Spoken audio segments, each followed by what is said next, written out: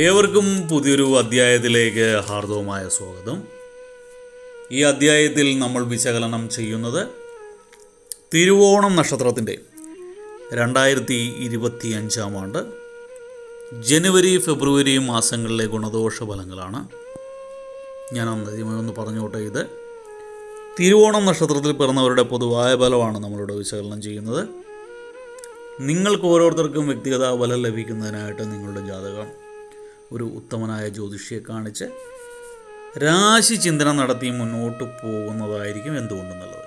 ഇനി പൊതുവായ ഫലത്തിലേക്ക് വരാം. തിരുവോണം നക്ഷത്രക്കാർക്ക് 2025 ആണ്ട് ഗുണദോഷ സമ്മിശ്രമായിട്ടാണ് കാണുന്നത്. ഈ ജനുവരി ഫെബ്രുവരി മാസവും അങ്ങനെ തന്നെയാണ് കാണുന്നത്. ഗുണദോഷ സമ്മിശ്രമാണ്. ഇതിൽ ജനുവരി ആദ്യപാദമൊക്കെ അത്ര കണ്ട് ഗുണകരമായിട്ട് കാണുന്നില്ല. സാമ്പത്തിക ഇടപാടുമായിട്ട് ബന്ധപ്പെട്ട് തർക്കങ്ങൾ ഉണ്ടാകാനുള്ള സാധ്യത കൂടുതലായിട്ട് കാണുന്നുണ്ട്. അത് വർദ്ധിക്കാണ്ട് നോക്കുക. ബിസിനസ്സിലൊക്കെ പ്രോഫിറ്റുമായിട്ട് അല്ലെങ്കിൽ ചില ഷെയറുമായിട്ട് ബന്ധപ്പെട്ട് അല്ലെങ്കിൽ കമ്മീഷനുമായിട്ട് ബന്ധപ്പെട്ടൊക്കെ നിങ്ങൾക്ക് കിട്ടേണ്ട സാമ്പത്തികത്തിൽ ചെറിയ പ്രശ്നങ്ങളൊക്കെ ഉണ്ടായിട്ട് നിങ്ങൾക്ക് കിട്ടുന്ന ലാഭ വിഹിതത്തിലൊക്കെ പ്രശ്നങ്ങൾ ഉണ്ടായിട്ട് എതിർ കക്ഷിയായിട്ട് ശത്രുത കൂടുകയും തർക്കങ്ങൾ കൂടുകയൊക്കെ ചെയ്യുന്നൊരു സമയമാണ്.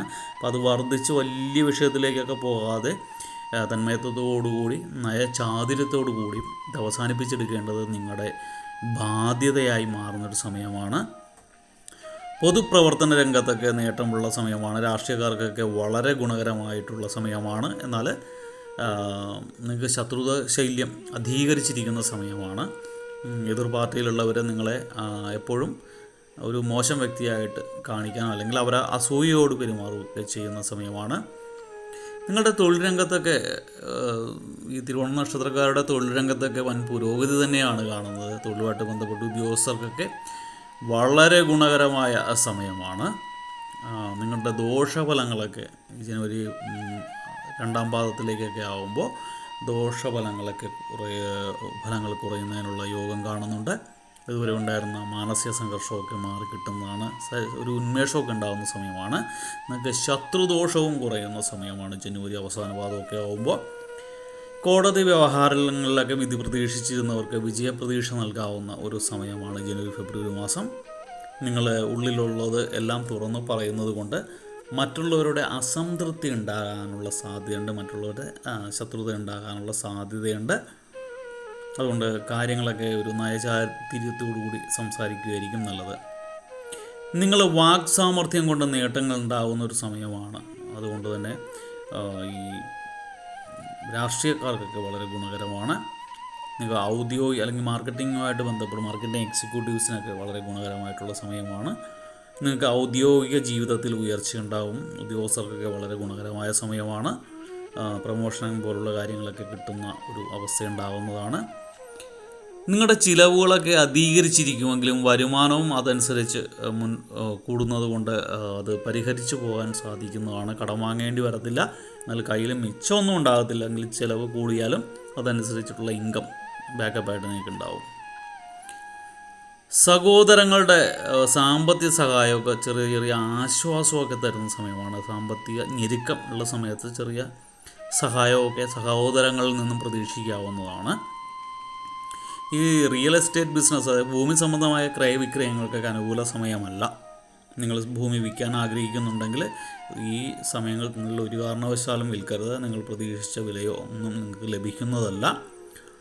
നിങ്ങൾക്ക് സഞ്ചാര ക്ലേശമൊക്കെ മാനസിക സംഘർഷമൊക്കെ ധാരാളം ഉണ്ടാകുന്ന സമയമാണ്. ഫെബ്രുവരി മാസമൊക്കെ ആകുമ്പോൾ ധാരാളം സഞ്ചരിക്കേണ്ടതായി വരും. എന്നാൽ സഞ്ചാരം അസമയത്തൊക്കെ സഞ്ചരിക്കേണ്ടതായിട്ട് വരും. ഇഷ്ടമില്ലാത്ത രീതിയിൽ സഞ്ചരിക്കേണ്ടതായിട്ടൊക്കെ വരും. അതുകൊണ്ട് തന്നെ സഞ്ചാര ക്ലേശം നിങ്ങൾക്ക് അനുഭവപ്പെടുന്നതാണ്. അതോടൊപ്പം തന്നെ മാനസികമായിട്ടുള്ള സംഘർഷവും നിങ്ങൾക്ക് ഉണ്ടാകുന്നതാണ്. നിങ്ങൾ ദീർഘനാളായിട്ട് സഹപ്രവർത്തകരെയൊക്കെ വിശ്വസിച്ചതുപോലെ എല്ലാ കാര്യങ്ങളെന്നും നിങ്ങൾ മനസ്സിലാക്കിയെടുക്കേണ്ടതാണ്. നിങ്ങളുടെ സഹപ്രവർത്തകർ സഹായികളായിട്ട് എപ്പോഴും കൂടെ ഉണ്ടായിരിക്കും എന്നൊരു ആത്മവിശ്വാസം അല്ലെങ്കിൽ അങ്ങനത്തെ വിശ്വാസം നിങ്ങൾക്ക് ഈ ഫെബ്രുവരി മാസമൊക്കെ ആകുമ്പോൾ നഷ്ടപ്പെടുന്നതാണ്. അവരെ നിങ്ങളെ പിന്നിൽ നിന്ന് കുത്തുന്നവരാണെന്ന് നിങ്ങൾ മനസ്സിലാക്കും. അതുകൊണ്ട് സഹപ്രവർത്തകരെ കണ്ണുമടച്ച് വിശ്വസിക്കരുത്.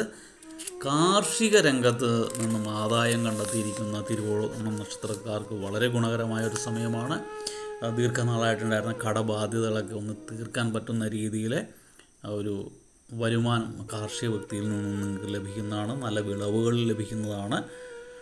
നിങ്ങൾക്ക് പ്രതികൂല സാഹചര്യങ്ങളെയൊക്കെ തന്മയത്വത്തോടു കൂടി അതിജീവിക്കാൻ സാധിക്കുന്നൊരു സമയമാണ്. എല്ലാത്തിനെയും ചാതുര്യത്തോടു കൂടി വീക്ഷിക്കുകയും അത് സംസാരിച്ച് അതിൽ നിന്നൊക്കെ ശത്രുതാ മനോഭാവമുള്ളവരെയൊക്കെ മാറ്റി നിങ്ങളുടെ കാര്യങ്ങളൊക്കെ വിജയത്തിലേക്ക് എത്തിക്കാൻ സാധിക്കും. അതുകൊണ്ട് സംസാരിക്കുമ്പോൾ ചാതുര്യത്തോടു കൂടിയുള്ള തന്മയത്വത്തോടു കൂടിയുള്ള സംസാരത്തിലൂടെ നിങ്ങൾക്ക് അതിനെയൊക്കെ അതിജീവിക്കാൻ സാധിക്കുന്നൊരു സമയമാണ്. ബുദ്ധി ഉപയോഗിക്കേണ്ട സമയമാണ്. നിങ്ങൾ പ്രത്യേകിച്ചും വാഹന ഉപയോഗമൊക്കെ കുറയ്ക്കേണ്ട സമയമാണ്. ആ സമയത്ത് വാഹനങ്ങൾ ഉപയോഗിക്കുന്നത് പൂർണ്ണമായിട്ടും നിർത്തേണ്ടതാണ്. നിങ്ങൾ യാത്ര പുറപ്പെടുമ്പോൾ ശിവഭഗവാനെ ധ്യാനിച്ചിട്ട് വേണം യാത്ര തുടങ്ങാനായിട്ട്. വിദ്യാർത്ഥികൾക്കായിരിക്കുന്ന നിങ്ങളുടെ കുട്ടികൾക്ക്, സന്താനങ്ങൾക്ക് ഗുണകരമായ സമയമാണ്. മേന്മയുള്ള വിദ്യാഭ്യാസം ലഭിക്കുന്ന സമയമാണ്. ഇഷ്ടപ്പെട്ട ഇൻസ്റ്റിറ്റ്യൂട്ടിൽ ഇഷ്ടപ്പെട്ട വിഷയത്തിന്, ആഗ്രഹിച്ച വിഷയത്തിന് സീറ്റ് ലഭിക്കുന്ന ഒരു സമയമാണ്. അതുകൊണ്ട് തന്നെ കുടുംബത്തിലും സന്തോഷവും, വിദ്യാർത്ഥികളുള്ള കുടുംബത്തിലും സന്തോഷം ഉണ്ടാവും. അതോടൊപ്പം തന്നെ ഈ അസമയത്തുള്ള യാത്ര നിങ്ങൾ കഴിയാവുന്ന ഒഴിവാക്കുക. വാഹനവുമായിട്ട് ബന്ധപ്പെട്ട് ചെറിയ ചെറിയ പ്രശ്നങ്ങളൊക്കെ ഉണ്ടാകാനുള്ള സാധ്യതയുണ്ട്. യാത്രയുമായിട്ട് ബന്ധപ്പെട്ട് പ്രശ്നങ്ങൾ ഉണ്ടാകാനുള്ള സാധ്യതയുണ്ട്. അപ്പോൾ കഴിയാവുന്നതും നിങ്ങൾ ഗുണഫലങ്ങളുടെ മാറ്റ് വർദ്ധിപ്പിക്കുവാനും ദോഷഫലങ്ങളുടെ കാഠിന്യം കുറയ്ക്കാനുമായിട്ട് ശനിയാഴ്ച ശിവക്ഷേത്ര ദർശനം നടത്തേണ്ടത് അത്യാവശ്യമാണ്. മൃത്യുഞ്ജയ പുഷ്പാഞ്ജലി പോലുള്ള കാര്യങ്ങളൊക്കെ ചെയ്തു കഴിഞ്ഞാൽ നിങ്ങൾക്ക് ഈ അപകട സാധ്യത ഒന്ന് കുറഞ്ഞ് കിട്ടുന്നതാണ്. അതോടൊപ്പം തന്നെ നിങ്ങൾ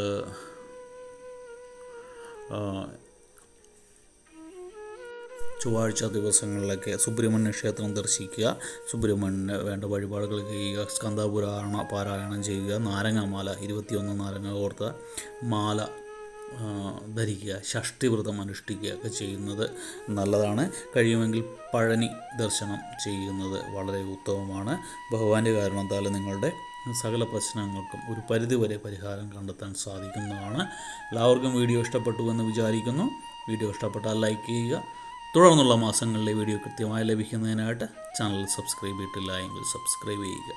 ഒരിക്കൽ കൂടി നന്ദി പറഞ്ഞുകൊണ്ട് നിർത്തുന്നു. നന്ദി, നമസ്കാരം.